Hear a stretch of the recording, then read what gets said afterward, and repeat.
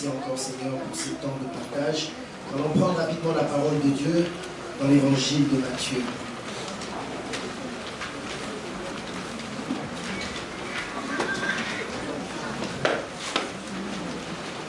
L'évangile de Matthieu, son chapitre 14.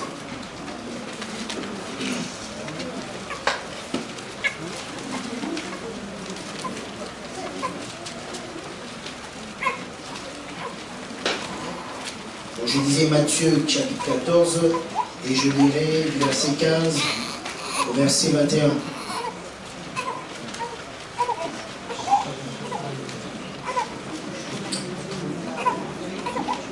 Ok, je lis la parole du Seigneur. Le soir étant venu, les disciples s'approchèrent de lui et dirent: ce lieu est désert, l'heure est déjà avancée. Renvoie la foule afin qu'elle aille dans les villages pour s'acheter des vivres. Jésus leur répondit: ils n'ont pas besoin de s'en aller, donnez-leur vous-même à manger. Et lui dirent: nous n'avons ici que 5 pains et 2 poissons. Et il dit: apportez-les-moi. Il fit asseoir la foule sur l'herbe, prit les 5 pains et les 2 poissons, et levant les yeux vers le ciel, il rendit grâce. Puis il rompit les pains et les donna aux disciples qui distribuèrent à la foule. Tous mangèrent et furent rassasiés, et on emporta 12 paniers, pleins de morceaux qui restaient. Ceux qui avaient mangé étaient environ 5000 hommes, sans les femmes et les enfants. Saint-Esprit, bénit la parole de Dieu dans nos cœurs, et que cette parole nous nourrisse encore ce matin, dans le nom de Jésus. Amen. Je vais intituler le message de ce jour: Dieu te comblera entièrement. Dieu te comblera entièrement. Le Fils de l'homme est venu sur terre, comme dit la parole de Dieu. Il allait de lieu en lieu faisant du bien. Et à chaque fois qu'il arrivait à un endroit, les foules venaient parce qu'ils avaient un besoin. D'autres c'était par curiosité, d'autres parce qu'effectivement ils avaient entendu parler de ce jeune homme, qu'on appelait Jésus-Christ.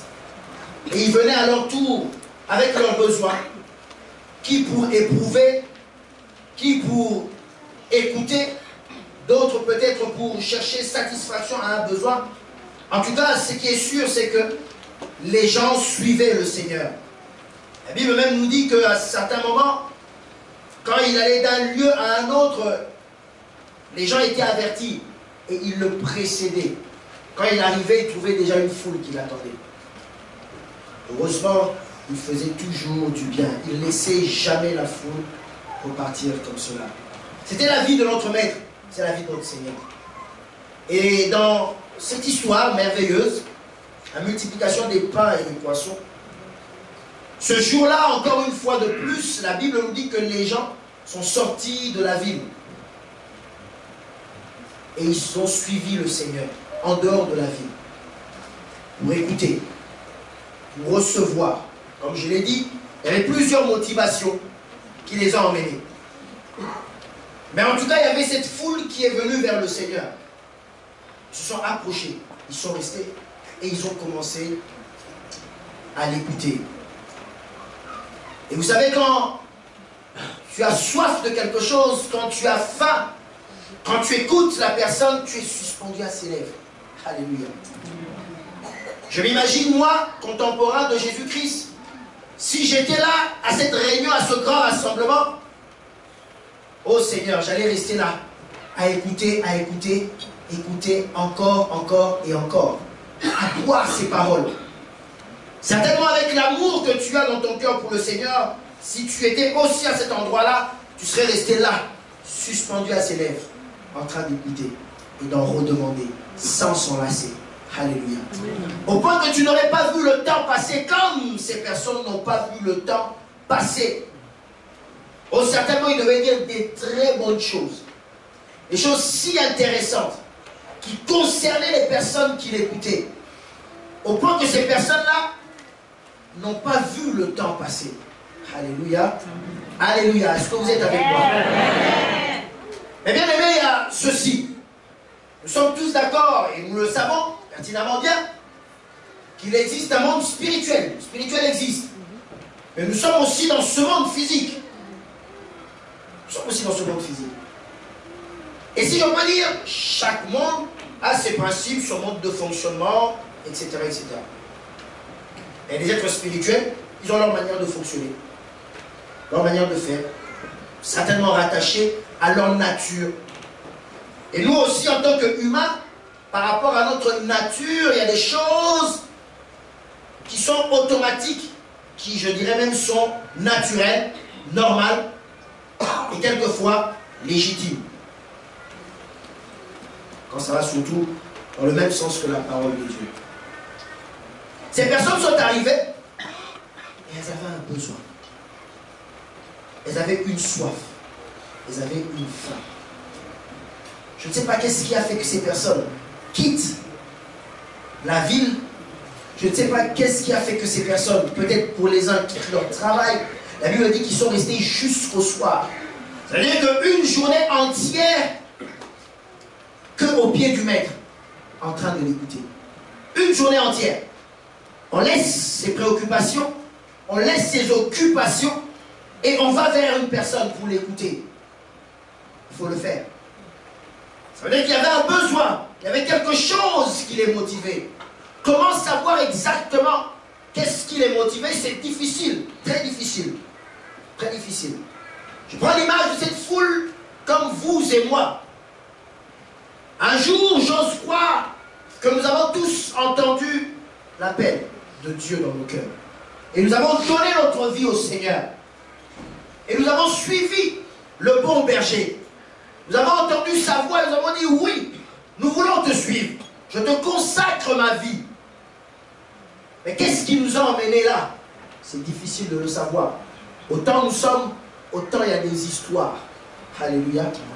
Autant il y a des histoires. Qui est venu peut-être à l'église parce que sa motivation, c'était peut-être de trouver une femme? Qui est venu à l'église, sa motivation, c'était peut-être de trouver simplement des personnes avec qui partager, passer du temps. D'autres encore ont reçu le Seigneur, ont cru. Et cet appel a résonné très fort dans leur cœur suite à un événement douloureux. On a perdu un être proche. Et en ce moment-là, la voix du Seigneur parle en nous, on donne sa vie à Dieu. D'autres encore ont risqué leur vie, ils sont sortis indemnes d'un accident grave et ils se disent là, je comprends qu'il faut que je donne ma vie au Seigneur. D'autres encore, c'est par peur des sorciers. On a dit qu'on en veut à ma vie, alors le seul endroit où me réfugier, c'est aller au Seigneur. J'y vais sans trop y croire, mais je sais que lui au moins, il pourra me sauver.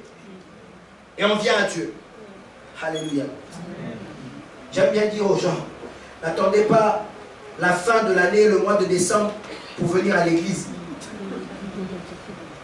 Je dis c'est la fin de l'année, peut-être que les sorciers sont à l'œuvre, alors c'est le moment de venir à l'église. Alléluia. Je me rappelle quand nous étions jeunes, la période les quelques mois qui précédaient le bac, que des jeunes donnaient leur vie au Seigneur. Les églises étaient pleines des jeunes gens qui présentaient le bac des futurs. Parce qu'ils se disaient tous, c'est le moment de prier parce que je ne veux pas rater mon bac. Après, une fois qu'on a le bac, le jour même de l'annonce des résultats, c'est là où on comprend. On va se réjouir, mais loin du Seigneur. Alléluia. Peu importe la motivation, je ne sais pas qu'est-ce qui a fait qu'un jour tu as cru à Dieu. Je ne sais pas. Qu'est-ce qui t'a emmené? Comment? Je disais encore, il y a un jeune frère qui m'avait dit, pasteur, j'étais venu à l'église. Premièrement, c'est parce que j'avais repéré une jeune fille.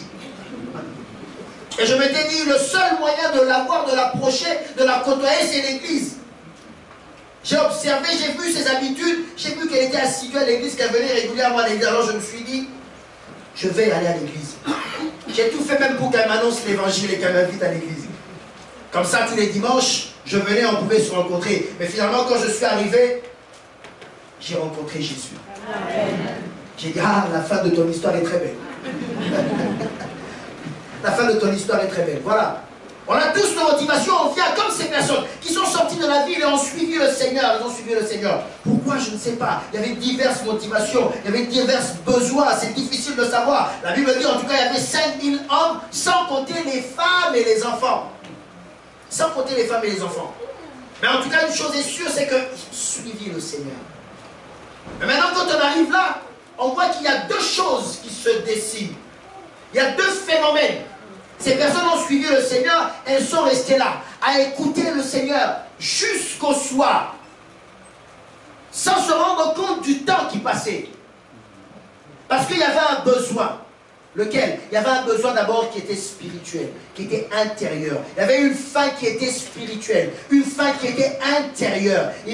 Cette personne était venue pour écouter la parole de Dieu. Parce que je disais, quand cet homme parle, c'est tellement merveilleux. Quand cet homme parle, jamais homme n'a parlé comme cet homme. Quand cet homme parle, il dit des choses qui sont tellement vraies, qui nous percutent, il touche à notre réalité. Il nous dit des choses dont nous avons besoin. Il va directement aux besoins de notre cœur.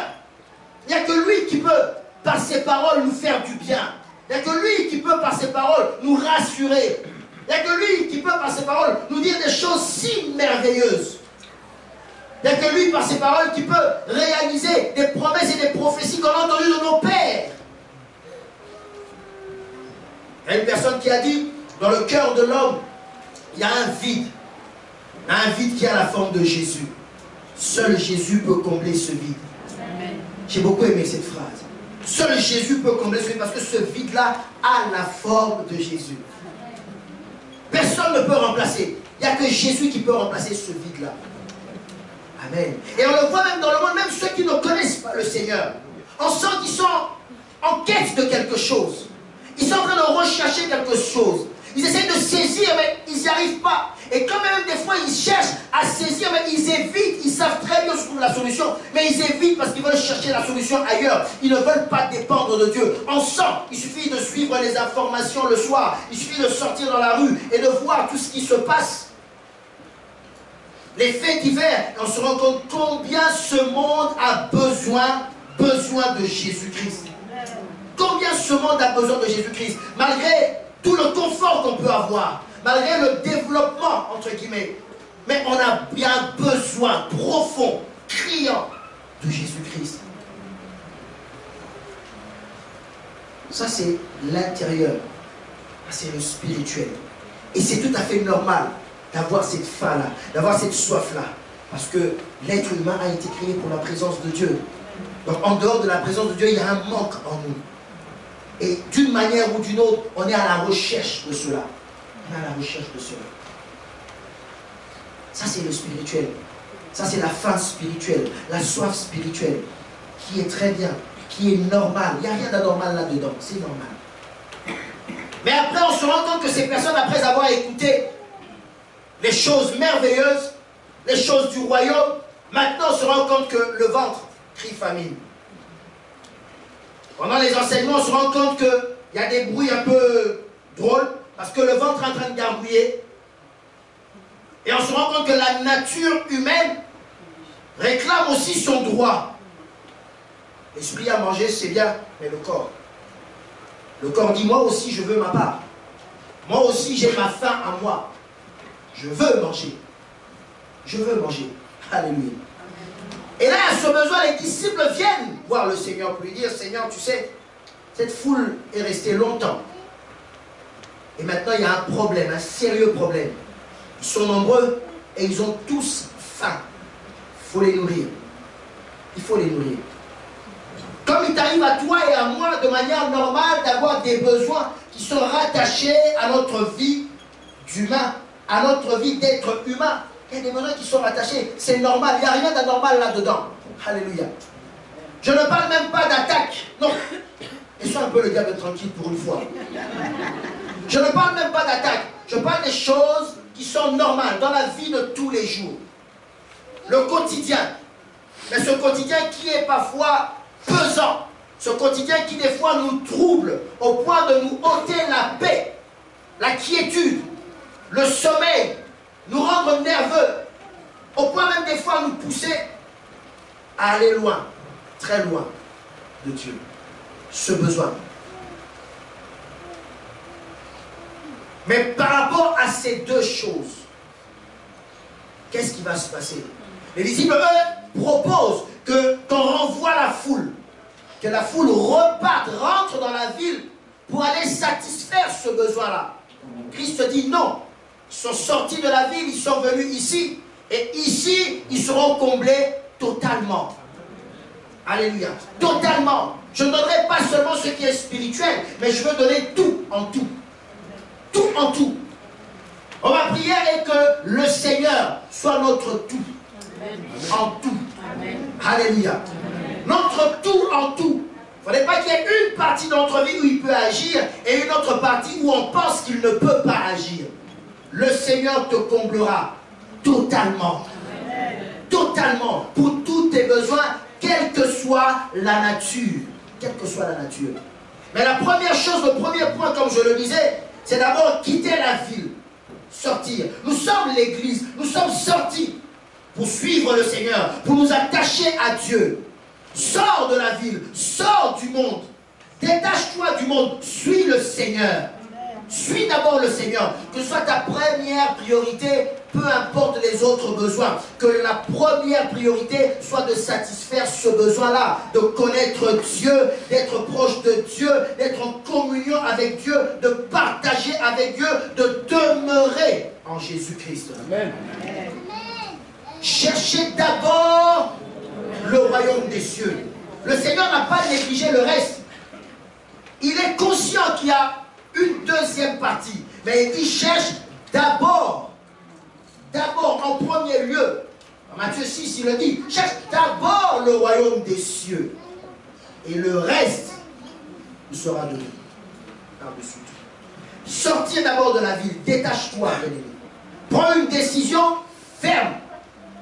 De quitter, de sortir et de suivre le Seigneur. Je ne sais pas quelle a été ta motivation. Pourquoi tu es venu au Seigneur? Un jour, Dieu a parlé dans nos cœurs et nous avons écouté la voix de ce Seigneur. Nous avons obéi à la voix de ce Seigneur. Je ne sais pas, comme je le disais, peut-être c'est arrivé à partir d'un événement douloureux, à partir d'un événement heureux, à partir d'une circonstance difficile, à partir d'un témoignage, à partir d'un exemple que tu as vu. Je ne sais comment, mais en tout cas, que ta seule motivation, une bonne fois pour toutes, de manière claire et nette, c'est de sortir du monde et de t'attacher au Seigneur. Et de suivre ce Seigneur totalement. Totalement. Oui, c'est difficile. Oui, c'est pas évident. Oui, on est attaché. Et quelquefois, ça semble nous tirer, nous attirer. Mais on est là pour t'aider. Pour que désormais, tu ne sois plus un pied dedans, un pied dehors. Mais que tu sois totalement dans le Seigneur. Totalement dans le Seigneur. Ne t'inquiète pas. Dieu te soutiendra. Deuxièmement, j'aimerais dire que par rapport à ces deux choses, nous ne voulons pas être satisfaits qu'auprès de Dieu des choses spirituelles. Notre femme humaine, ou tous nos besoins humains, ne doivent pas être satisfaits par le monde. Qu'est-ce que je veux dire par là? C'est que nous croyons que peu importe les moyens que Dieu va utiliser, je ne demande pas d'aller vivre sur une autre planète, non, ça sera ici. Mais je crois que quand je vais déposer mon CV quelque part et qu'on m'appelle pour me dire, monsieur, c'est ok, moi je dis c'est la grâce de Dieu. Parce que je ne me suis pas compromis pour avoir ce poste-là. J'ai fait ma part, j'ai prié Dieu et la grâce de Dieu a ouvert cette porte pour moi. C'est une autre façon de voir les choses. D'autres diront, ce travail-là est difficile. Personne ne peut accéder à ce poste-là. Comme les conditions sont telles, moi je veux me compromettre, je veux accepter. Parce que tu sais, en dehors de ces conditions, personne ne peut y accéder. On m'a dit que pour avoir ce poste-là, cette promotion-là, c'est impossible de passer à côté. Il faut absolument faire ci ou ça. Mais malheureusement, c'est contre la volonté de Dieu. Je n'ai pas le choix. Je le fais quand même parce que je veux avoir ce poste. Non. Moi, je sais que même ce besoin-là, Dieu va le satisfaire. Amen. Dans sa présence. Amen. Sans que j'aie à rentrer dans la ville, aller chercher quoi que ce soit. Je resterai là où tu es, Seigneur. Et là où je suis avec toi, là tu me béniras, Seigneur. Amen.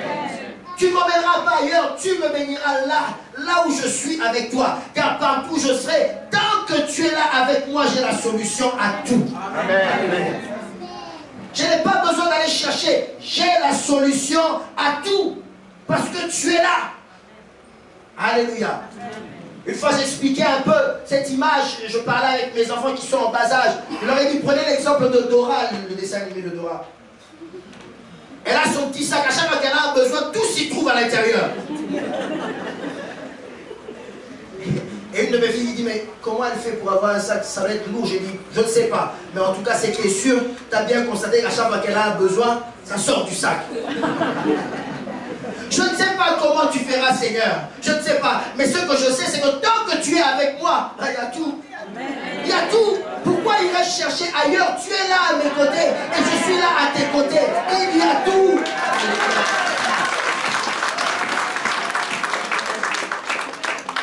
Donc demain, tu regarderas le dessin animé de Dora, tu le regarderas autrement. Tu as tout, Seigneur. Je n'irai pas ailleurs. Je resterai là. Je resterai là. Parce que je sais que là où toi tu es, j'ai toutes choses. Et je veux recevoir de toi, Seigneur. Proverbe 10 nous dit, c'est la bénédiction de l'Éternel qui enrichit. Il n'y en a pas une autre. La bénédiction de l'Éternel qui enrichit. Donc Seigneur, je veux recevoir de toi, car je sais que quand ça vient de toi, c'est du concret, c'est du solide, c'est du consistant. Alléluia. Ce n'est pas un feu de paille qui s'allume fortement, mais pour quelques secondes après, ça s'éteint. Non, avec toi, c'est quelque chose qui dure, jusqu'au jour où tu reviendras. Parce que ton esprit est là en moi. Alléluia. Ainsi, quand j'ai des besoins, peu importe le besoin, Seigneur, tu es là. Je n'irai pas chercher ailleurs. Mais quelquefois, le diable vient nous souffler. Ou peut-être c'est notre conscience, notre sens de responsabilité, ou notre sens de prévoyance, qui fait qu'on devient angoissé, on a peur du lendemain. On est des fois tellement prévoyant. Et ce monde nous envoie tellement des signaux négatifs que des fois on est tellement prévoyant par nous-mêmes. Et on commence à angoisser. On va se dire, Seigneur, comment ferai-je demain pour mes enfants? Comment ferai-je demain pour la retraite? Un coup on nous dit 60, 62 ans, 60. On ne sait plus, Seigneur. Est-ce que je m'en sortirai? Des fois on est avec des collègues en seconde, on dit notre génération, ils me disent notre génération c'est pas sûr qu'on touchera la retraite. Moi je leur dis, moi j'aurai la retraite et j'aurai la grâce. Amen. Alléluia. Alléluia. Amen. Le monde nous envoie des signaux tellement négatifs. Et on veut être tellement prévoyant, prévoir dans tel ou tel domaine. Et on se rend compte qu'on ne peut pas. On n'a pas toujours les moyens qui suivent pour tout prévoir. Et on commence à angoisser. On en perd même le sommeil. Dieu prendra soin du lendemain. Amen. Il sait là où il t'emmène. Et il a déjà provisionné tout ce qu'il faut pour ton lendemain. Il suffit seulement que tu crois que lui et lui seul fera quelque chose et a le contrôle de ta vie. Nous levons les mains, nous prions dans l'assemblée. On bénit Dieu alors qu'on est en pleine adoration, emporté dans la présence de Dieu. Un petit moment d'inattention et hop, notre mémoire nous rappelle que tu adores le Seigneur, mais la facture d'EDF, tu ne l'as pas encore payée.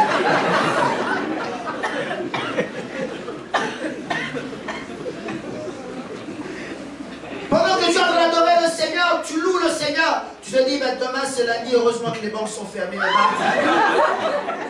Qu'est-ce qui se passera, Seigneur? Quand mon téléphone va sonner, je verrai bien que c'est le numéro de mon conseiller. Que devrais-je faire, Seigneur? Parler en langue ou bien décrocher le téléphone? Parce que je sais que le compte est au rouge.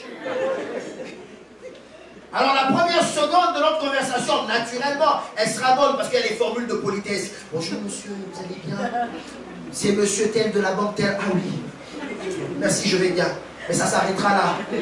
Après notre conversation sera très houleuse, très houleuse. Devrais-je mentir en lui faisant des promesses? Oui, je vais combler, ne vous inquiétez pas, là, dans 5 minutes j'arrive. Mais on sait très bien que je n'ai rien, Seigneur, j'ai menti parce que je n'avais pas le choix. Ça nous revient, n'est-ce pas, des fois? Ça nous surprend des fois. On se dit, mais qu'est-ce que je vais faire? Devrais-je aller voir le pasteur? Mais oui, mais si je vais voir le pasteur, qu'est-ce qu'il va faire? Si je veux voir le berger, l'ancien ou un autre frère, qu'est-ce qu'il va faire sinon me dire, on va prier. On va prendre la Bible dit. J'aurai 2, 3, 4, 5 versets. Si seulement je pouvais transformer ces versets en billets. Mais ce n'est pas le cas. Alors on a l'impression que c'est deux domaines différents. La Bible et le spirituel d'une part, et on met une cloison, et de l'autre côté j'ai mes réalités. Mais la Bible ne peut pas venir intervenir. Dieu ne peut pas venir intervenir dans mes réalités humaines. C'est faux. C'est absolument faux. Dieu, il intervient et il veut intervenir dans tous les domaines de ta vie. Il veut te combler totalement dans tous les domaines de ta vie. Que ces choses ne te troublent pas. Oui, je sais quand ça vient, ça va être pression. Facile à dire, tu me diras. Difficile à vivre, oui, je sais.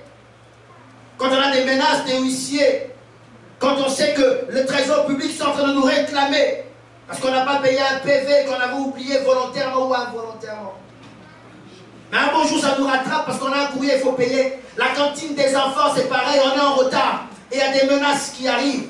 Seigneur, que ferai-je? Que ferai-je? Prier, c'est bien. Parler en langue, c'est bien. Mais là, actuellement, j'ai besoin d'argent. Parce que quand j'irai au guichet des trésors publics, je ne parlerai pas en langue, Seigneur. Du reste, elle ne comprendra rien, la dame. Je ne parlerai pas en langue. Alors, Seigneur, que faire? Est-ce qu'en ce moment-là, je dois t'abandonner et me compromettre pour à tout prix chercher et trouver l'argent? Est-ce que je dois t'abandonner pour à tout prix aller chercher les solutions ailleurs? On a vu des personnes qui avaient la foi terrassée par une maladie. Un beau jour, ils disent, pasteur, c'est bien beau la prière, mais ça n'empêche pas qu'on cherche aussi des solutions ailleurs. On m'a dit qu'il y avait un gourou qui pouvait faire quelque chose. Pasteur, tu sais, tant que ça peut contribuer, pourquoi devrais-je refuser? La maladie les a terrassés. On se dit, Seigneur, est-ce que vraiment tu peux intervenir? Ou tu es limité que dans le spirituel? Laisse-moi te dire que notre Dieu agit partout et dans tous les domaines de ta vie. Il suffit seulement de t'attacher, comme Ruth s'est attachée à sa belle-mère. Elle avait tout perdu, cette femme. On pouvait le dire ainsi. Tout perdu. Son mari était mort, son beau-frère était mort, son beau-père était mort. Elle se retrouve qu'avec sa belle-mère. Et la belle-mère, Naomi, se retrouve en face de ses belles-filles. Elle leur dit, maintenant c'est fini. Moi, pour moi, je considère que c'est plié. Je suis vieille. Pour moi, c'est fini. Ma vie s'arrête là. Je vais rentrer chez moi et vous, je vous libère. Rentrez, allez refaire votre vie. L'une a dit, ok, d'accord, merci, au revoir. Elle est partie. C'est pas ce qu'elle est devenue. Mais Ruth, elle a regardé Naomi, elle a dit, tu te trompes. Tu te trompes. Moi, je reste avec toi. Je ne te lâcherai pas. Quand tu auras à manger, je mangerai. Quand tu n'en auras pas, ça sera pareil. Là où tu iras, j'irai. Ta nation sera ma nation. Et j'aime bien, ton Dieu sera mon Dieu. Je m'attache à toi. Je ne te laisse pas. J'irai. Ou je ne sais pas, je ne connais pas cette nation-là, je ne connais pas ce Dieu-là, mais j'ai vu, j'ai entendu, alors ta nation deviendra la mienne et ton Dieu deviendra mon Dieu. Elle s'est attachée, je ne te laisserai pas partir, je resterai avec toi, je n'irai pas ailleurs. Je disais un jour, le Seigneur s'est retourné, après avoir dit des paroles quand même qui étaient dures, dit la Bible. Beaucoup avaient du mal à comprendre cela. Vous mangerez ma chair et vous allez boire de mon sang. Ah bon? Ce n'était pas convenu dans le contrat. Beaucoup, la Bible dit, ils ont préféré partir. Le Seigneur s'est retrouvé avec quelques-uns et leur a dit, mais vous, pourquoi vous ne partez pas?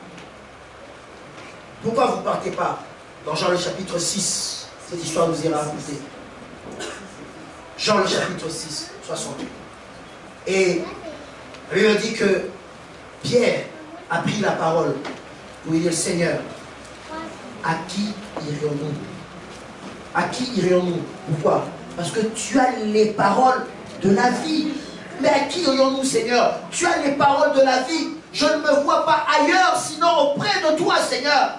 Pourquoi aller ailleurs? Je resterai là. Parce que toi et toi seul, tu as les paroles de la vie, Seigneur. Donc, tant que je serai avec toi, je vivrai. Je vivrai. Je vais m'attacher à toi. Tu as les paroles de la vie. Oh Seigneur, un jour tu m'as appelé. Un jour j'ai entendu ta voix. Mais Seigneur, je suis là. Je ne te lâcherai plus.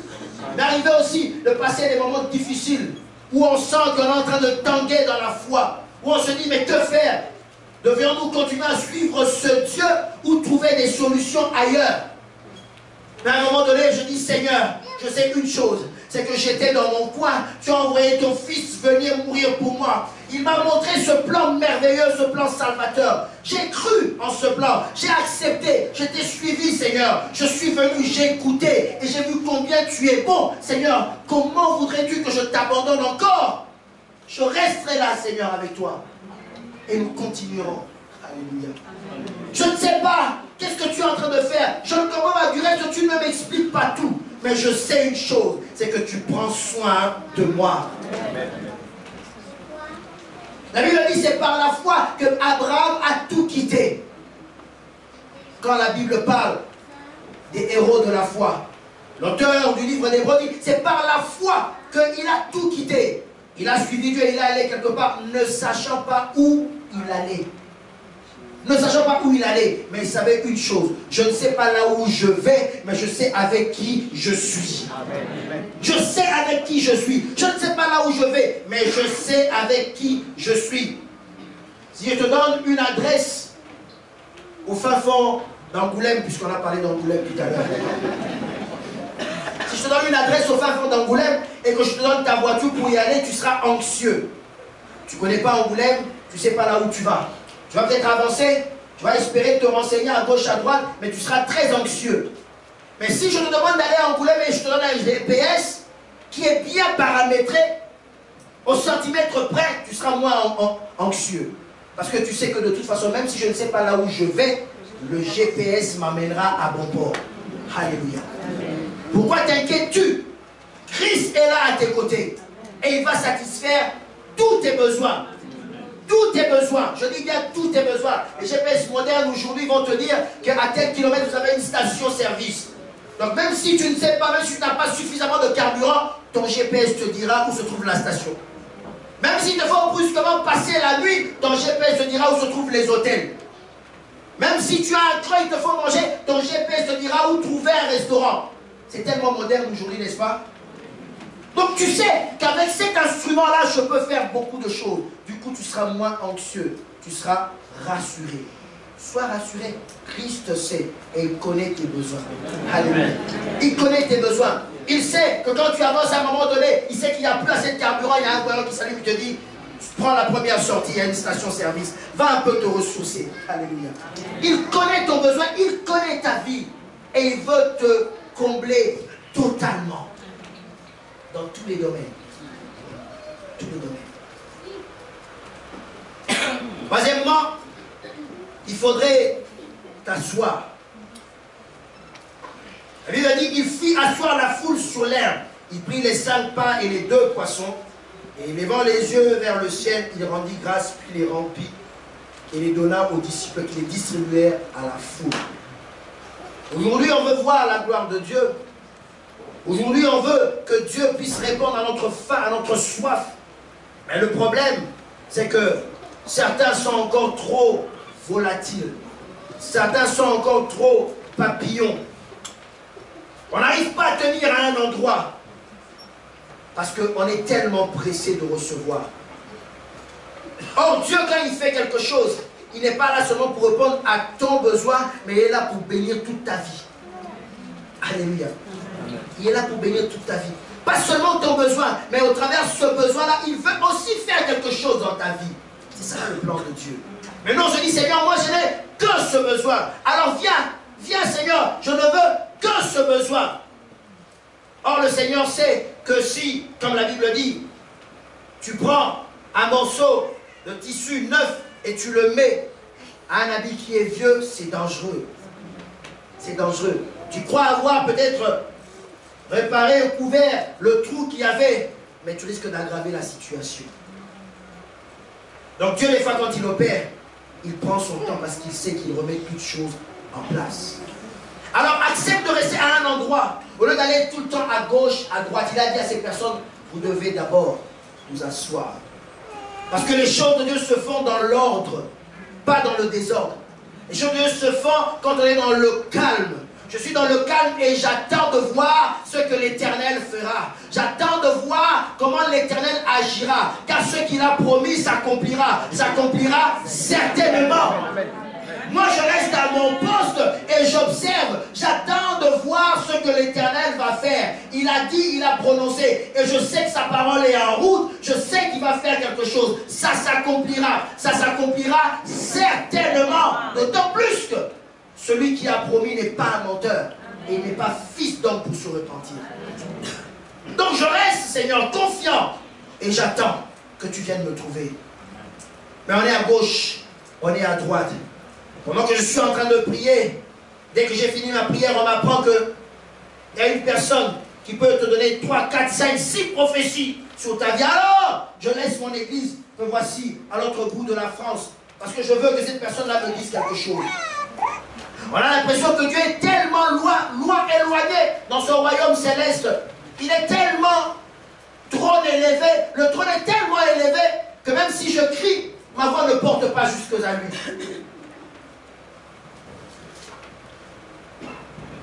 Je veux te dire que Dieu entend même tes soupirs.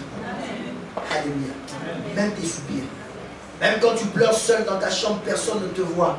Personne ne sait. Tes sanglots, il les entend. Il est là. Il te connaît. Il sait ce dont tu as besoin. Même dans tes moments de joie, ce que tu n'arrives pas à exprimer, lui, il le sait. Alléluia. Il est proche. Il est là. Il vit en nous. Il a préféré faire de notre corps, de notre cœur son temple, où lui-même il va habiter pour être au plus près de nous. Et il connaît donc ton besoin. Et ce qu'il veut, c'est que tu comprennes que ces choses sont tout à fait normales. Que tu penses à ton avenir. Qu'est-ce que tu vas devenir demain? Que tu penses, oui Seigneur, je suis à l'école, je fais un master 1, master 2, mais la courbe du chômage, sans vouloir faire de politique, elle ne remonte toujours pas. Qu'est-ce qui se passe, Seigneur? Qu'est-ce que je deviendrai quand j'aurai mon diplôme? Trouverai-je du travail? On s'inquiète pour nos enfants eux-mêmes s'inquiètent. Seigneur, y a-t-il encore de la sécurité? Quand je prends un train, quand je prends un bus, quand je prends un avion, est-ce qu'il y a encore de la sécurité? On s'angoisse pour beaucoup de choses, on pose la question pour beaucoup de choses. Mais le Seigneur est au contrôle de tout. De tout. Ce n'est pas que le spirituel, il est au contrôle de tout. C'est un Dieu qui est un Dieu pratique. Alléluia. Pratique, il est là dans ta vie de tous les jours. De tous les jours. Dans les choses pratiques, il est là. Parce qu'il sait que ce sont des choses, c'est normal que ça monte de ton cœur. Tout à fait normal. Mais ce qu'il veut, c'est que tu crois que c'est lui qui va te combler totalement. C'est simplement ce qu'il te demande. C'est normal que tu penses à tes factures. C'est normal que tu sois embêté quand tu as des dettes. C'est normal que tu sois embêté pour ton avenir. Que tu te poses des questions sur ta carrière et tant de choses sur cette maladie qui jusqu'à présent peut-être continue de te coller à la peau, à te terrasser. C'est normal. C'est normal que tu t'inquiètes pour l'avenir de tes enfants. C'est normal que tu t'inquiètes pour ta sécurité. C'est normal. Mais ce qu'il veut, c'est que tu crois. Que tu crois qu'il est capable de te combler totalement. Totalement. J'aime bien dire, le salut, c'est pour tous les hommes. Et le salut, c'est pour tout l'homme. Tout en toi doit être impacté par le salut. Tout en toi. Parce que dans le mot salut, nous avons toute la réponse à nos questions. Nous avons tout ce dont il nous faut. C'est dans le salut que Jésus-Christ nous a emmenés, en se livrant à la croix, mort, ressuscité, assis à la droite du Père. Alléluia. Et il veut simplement que tu crois. Tu as cette faim parce que tu veux connaître Dieu. Tu as cette faim parce que tu veux avancer dans les choses de Dieu. Mais tu as aussi cette faim en même temps sur les choses normales de la vie courante, du quotidien. Je veux te dire que ces deux fins, Dieu va répondre. Et il va te combler totalement. J'invite tous ceux ou celles qui ce matin, ce midi, ont faim et soif. Peu importe ta faim, peu importe ta soif, la nature. Mais je te dis, Dieu veut te combler. J'invite ces personnes à se tenir debout. Je veux prier avec elles. Je veux prier avec elles.